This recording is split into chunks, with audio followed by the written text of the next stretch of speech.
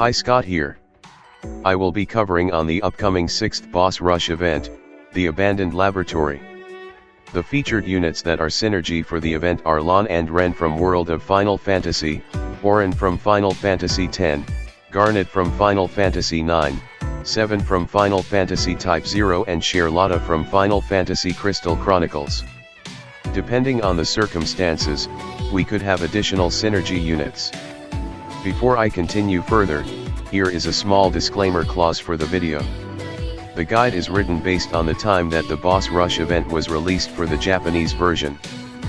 Please do note that it is possible that the boss fight mechanics might differ when the actual event is released in global. Compared to the previous boss rush, there are some minor changes to the upcoming boss rush. Firstly, let's recap the rules of the boss rush.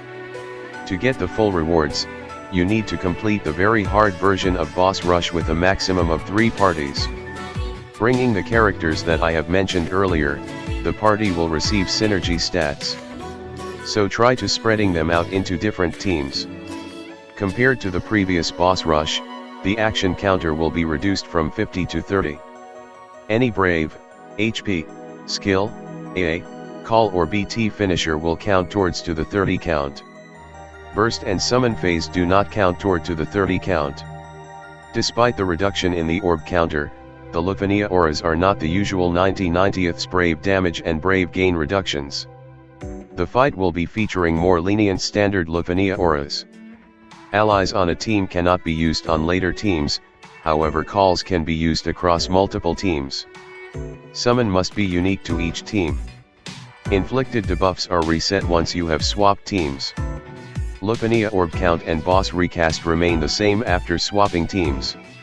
Since there is an actions restriction for boss rush, it is best to abuse off-turn damage mechanics. Characters with traps and counters will do damage even it is not their turn. Removal of speed passives can be strategically useful for certain characters. Now, let's proceed with the overview of the fight. There are 3 boss waves for the event. For the first wave, we will be fighting a new enemy variant, 2 ancient rulers that has 10.5 million HP each. The orb requirements are to deal melee weakness damage and reduce brave damage taken. For the second wave, we will be fighting 2 Count Steam from Deuce Lost Chapter fight. They have 12 million HP each. The orb requirements are to deal both thunder and water weakness elemental damage. For the last wave, we will be fighting ESP Doll with its 2 mini ESP Dolls from 9 Lost Chapter fight. They have 10 million HP each. The orb requirements are to deal 850,000 HP damage in 1 turn with 1 unit. Personally, I feel that the real enemy for the boss rush isn't really the boss mechanics but the orb and boss rush counter. Okay, let's proceed with more details. Now, let's proceed with a quick overview on the first wave. The ancient rulers don't have any dangerous HP attack other than a single target wallop attack. The boss will gain stats boost at the start of the fight, 79% and 49% HP thresholds. For the first wave, the orb will trigger at the 79% HP threshold. The boss will also emit a white glowing aura which lasts till the end of the fight. When the aura is active, the boss will insert a free turn right after your party members act. The boss could inflict a Frostbite debuff with Freezing Ray or Frost Moon. Frostbite will nullify brave gains and reduces the attack by 50%. The boss can also deal guaranteed breaks with its Cold Breath plus attack. For the second wave, the steam count will become more dangerous once you see the prompt steam is building. The boss will gain stats boost at the start of the fight, 89% and 49% HP thresholds. For the first wave, the orb will trigger at the 79% HP threshold and diffuses at the 29% HP threshold. While the boss is in steam mode, watch out for the steam burst AoE HP attack and multi/single target HP attack. Try to focus on killing both of them at the same time, otherwise the surviving one will gain significant stats boost. For the last wave, the main ESP doll will start off with 83% filled recast gauge. Don't let it get 2 turns, as its recast ability Lapis Circle will hurt a lot. The boss will gain stats boost at the start, 79% and 49% HP threshold. The LUFENIA orb will trigger once you've reached the 79% HP threshold. Activate your burst phase or use your burst finisher if you need to uptick the orb. The one emitting the green aura is the support doll, while the one emitting the red aura is the attack doll. The main doll will gain aura boost if the mini dolls are killed. Focus on killing the main doll first to avoid the auras. Don't leave it to be the last one to be killed.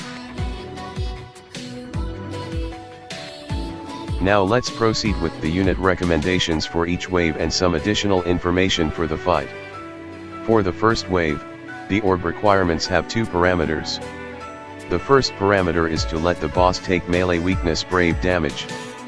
Currently in global only Auron offers melee imperil. The second parameter is to let the boss attack and your party reduces the brave damage with buff or special effects. The potential orb helpers for these criteria are Gladio, Glove, Warrior of Light, Purim, Beatrix, Zack, Leon, Kor, and Afma. Other than the orb activation, the boss will start emitting a white aura at the 79% HP threshold, where it will start to jump its turns. Having a counter-oriented setup will ensure you will always keep the boss brave in check. Watch out for the Frostbite debuff from the boss Freezing Ray or Frost Moon attacks. It will nullify all your brave gains and expose that character to unnecessary breaks. You can block it with 6 framed buffs or cleanse it. Fortunately, the duration of this debuff lasts for only 1 turn. Once the auras are activated, the boss will also start to incorporate Cold Breath Plus into their moveset, where it will guarantee breaks in expense of their own HP. Break immunity buffs, example like Core Oath buff, or cover tanks, example like Auron or Gladio, will help to cover the danger. Gladio is a very solid replacement for Auron. You can extend his blink debuff with Hope Call so that his awesome AoE counters last for 4 turns instead of 3. Glove also works as well, but his counters are solely single target though. If you have Core, I recommend him for his break immunity buff with his Oath and his counter mechanism. Counter and traps units like Beatrix, Leon, Ace, or Emperor are useful here for their off-turn damage mechanism.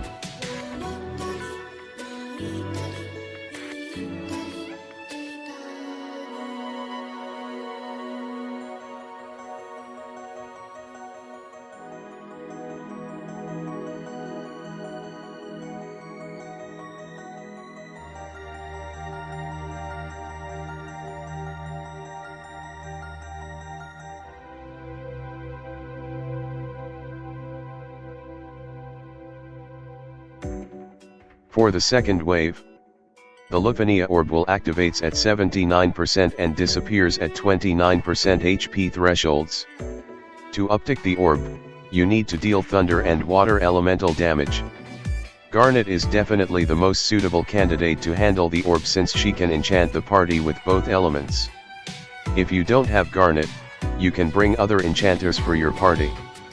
Examples of thunder enchanters are Ash, Kryl, Desh, and Raijin. Other than Garnet, the only other water enchanter is Radia. If you don't want to use enchanters, there are a lot of units that deals thunder or water elemental damage. Examples are the twins, Seven, Beatrix, Zell, Lightning, Reno and Mog. The orb is manageable since it will be cancelled at the 29% HP threshold. If you don't want to deploy an enchanter in the party, you can use them as a call. Both Kryl and Ash LDCA covers 6 turns of Thunder Element enchant.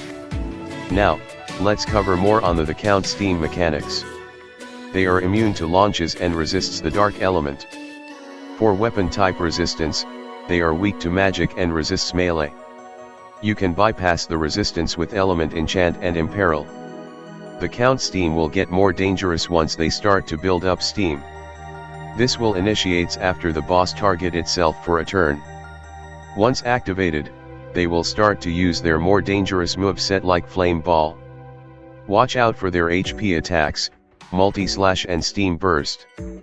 Please do note that the Steam Burst will do a lot of HP damage if you don't have any damage mitigation. Try to kill both of them at the same time, otherwise the surviving Count Steam will grant itself elude, melee and ranged damage resistance along with tremendous stat boosts.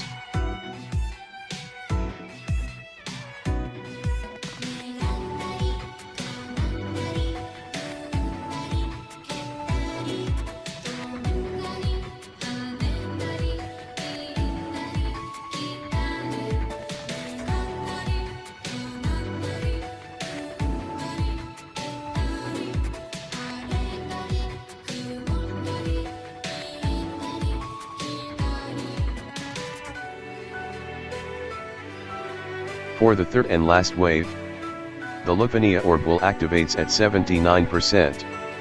To uptick the orb, you need to deal 850k damage in one turn with one unit. The unit that can guarantee that you will meet the requirements is the twins with their LD. You can also use any of the 7 other burst plus units finisher. Save the burst finisher when you need to uptick the orb. It is possible to uptick the orb with other abilities, but those requires some setup like stacking burst auras. Thanks to the orb, most of the JP runs feature boss no turns and they will go and nuke the hell out of the boss. Examples of units that have the potential to race down the boss HP is Sid Reigns, Squall, Terra, Sync, Strago, Vaughn, Cloud of Darkness, Ace, and Vivi. Although launches don't help to uptick the orb, they are very useful for the fight where you can nuke the boss HP down. Sid Reigns is useful with Pandemonium Summon with a launch-oriented setup. The boss is also weak to wind, so the party will be hitting for wind elemental damage as well during the summon phase. Focus on taking the main ESP doll first. Otherwise the main boss will get tremendous stats boost when one of the mini dolls are killed.